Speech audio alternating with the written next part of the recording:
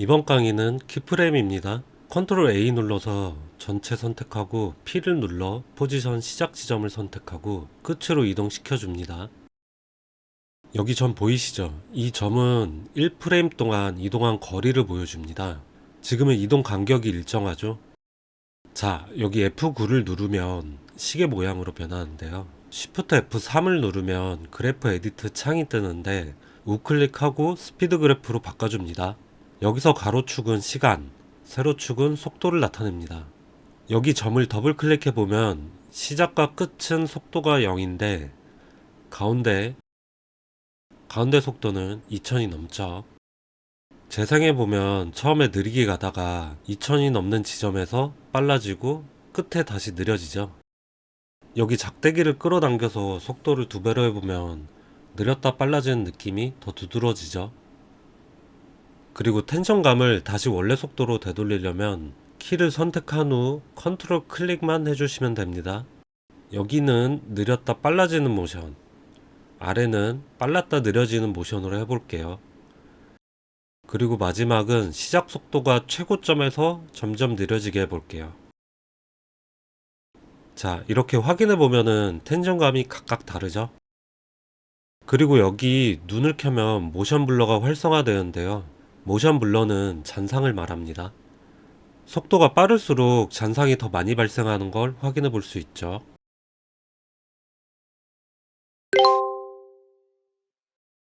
자, 여기 원을 여러 번 이동시켜 보겠습니다.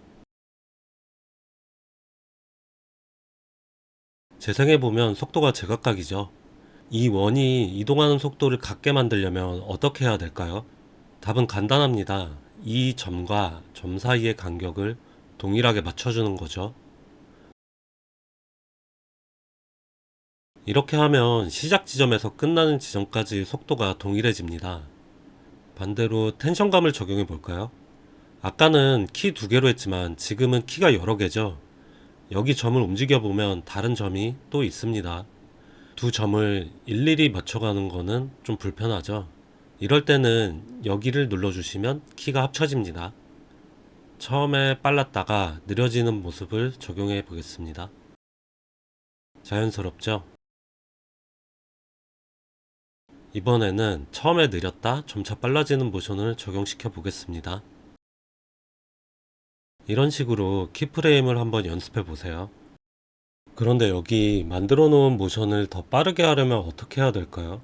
키를 일일이 당겨서 모션 시간을 줄여보면 자연스럽게 잡았던 그래프 곡선이 일그러지게 됩니다. 이럴 때는 전체 키를 잡고 마지막 키를 Alt 누르고 드래그로 당겨주시면 그래프 곡선은 변하지 않은 채 모션 시간을 줄이거나 늘릴 수 있습니다. 간단한 사진 슬라이드를 해보겠습니다.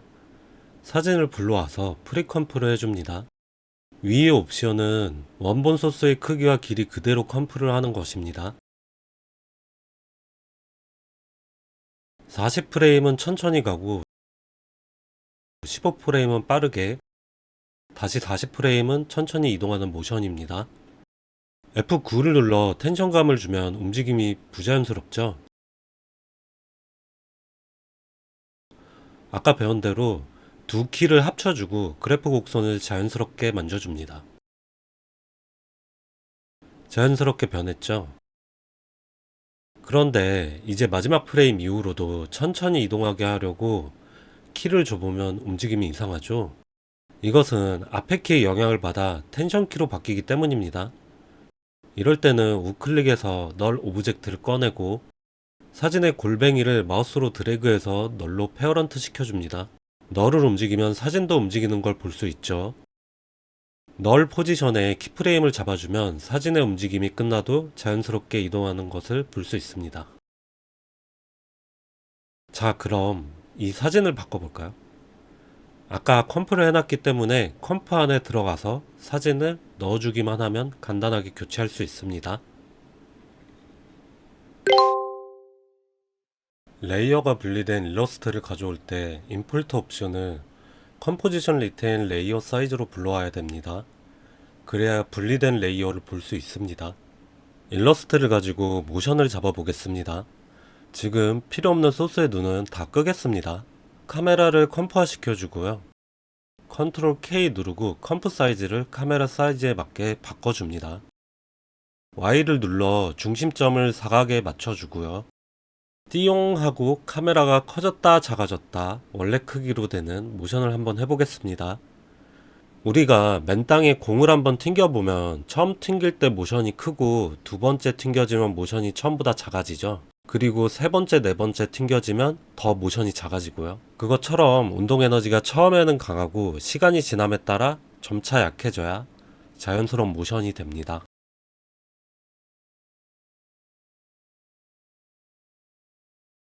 그래서 여기 그래프에서 보면 처음 모션의 속도가 강하면 두 번째는 좀 약해지고 세 번째는 두 번째보다 좀 더 약해져야 돼요. 자, 이렇게 보시면은 자연스럽죠. Shift를 누른 상태에서 R을 누르면 위에 스케일 그대로 보여주면서 로테이션 항목이 나옵니다. 스케일만 커지는 모션은 단조로우니까 로테이션에도 움직임을 넣어줄게요. 여기서 로테이션도 스케일의 스피드 그래프 모양과 비슷하게 맞춰줘야 하는데요. 로테이션에서 오른쪽으로 회전이 양수, 왼쪽으로 회전이 마이너스, 즉 음수입니다. 그래서 그래프상 양수는 위로 표시가 되고 음수는 아래로 표시가 됩니다. 위에 스케일에서도 100을 기준으로 100보다 커지면 양수, 100보다 작아지면 음수가 되기 때문에 그래프 모양이 위아래로 표시가 되는 거죠. 여기 스케일과 로테이션이 양수와 음수로 위아래 방향이 달라도 데칼코마니처럼 모양만 비슷하게 맞춰주면 됩니다. 아예 이해하기 쉽게 로테이션도 스케일의 양수 음수 모양에 맞춰 보겠습니다. 보시면은 자연스럽죠. 카메라 컴프 안에 껐던 눈을 켜고 각각 소스들의 모션을 주겠습니다. 스케일로 빠르게 커지는 모션에 사진도 빠르게 내려오는 모션으로 가겠습니다. 아까보다 볼거리가 좀 더 많아졌죠? 하트 말풍선을 켜주고 이것도 컴프화 시켜줍니다. 컴프 사이즈를 조절하고요. 저 각도기 모양 클릭하고 키프레임을 눌러서 드래그 해주시면 이동선이 곡선으로 변합니다. 곡선으로 움직이는 거 보이시죠? 멀리서 오는 느낌을 주기 위해 시작점 스케일 20, 끝점 100으로 해줍니다. 컨트롤 시프트 D를 눌러서 말풍선 레이어를 분리시켜주고 자른 말풍선 앞쪽을 카메라보다 밑으로 이동시켜줍니다. 그러면은 카메라 뒤로 돌아오는 것처럼 보이겠죠? 에펙을 잠깐 꺼주시고요. 모션 디자인 스쿨 사이트로 가서 스크립트를 다운받으세요. 압축을 풀고 C 드라이브 어도비 애프터 이펙트 서포트 파일 스크립트 폴더에 들어가서 스크립트 UI 패널 폴더에 붙여넣기 해주면 됩니다. 에펙 다시 켜주시고요. 스크립트는 보통 윈도우 항목의 익스텐션 쪽이나 아래에 있습니다. 모션 툴을 켜줍니다. 기능을 간략하게 설명해 보면 키를 잡고 F9를 누르지 않아도 저기 버튼으로 텐션감을 쉽게 조절할 수 있습니다. 아래 기능은 중심점을 이동시킬 수 있고요. 이건 소스에 널 오브젝트를 자동으로 붙여줍니다. 자, 이제 우리가 여기서 쓸 기능은 엘라스틱인데요. 스케일에 키를 잡고 모션 툴에 엘라스틱을 눌러줍니다. 그러면 마지막 키 이후로 커졌다 작아졌다 하는 모션이 보이게 되는데요. 앰플리튜드는 최대 커지는 정도를 의미하고 프리퀀시는 커졌다 작아지는 것의 횟수를 의미합니다. 디케이는 이 효과의 유지 시간을 의미합니다.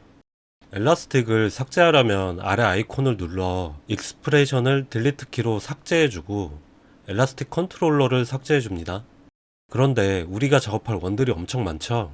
이럴 때는 모션을 줄 소스들 스케일 전부를 선택하고 Alt 키를 누른 상태에서 엘라스틱 버튼을 눌러줍니다. 그러면 컨트롤러가 나오는데 선택한 원들 전부 엘라스틱이 적용되고 이 컨트롤러로 수치를 전부 조절할 수 있게 되는 거죠.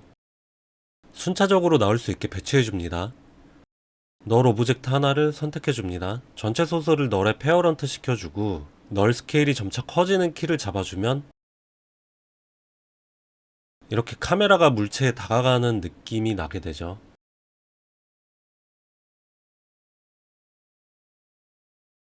이번 영상은 여기까지고요. 다음 영상은 자막 애니메이션에 대해 알아보겠습니다. 감사합니다.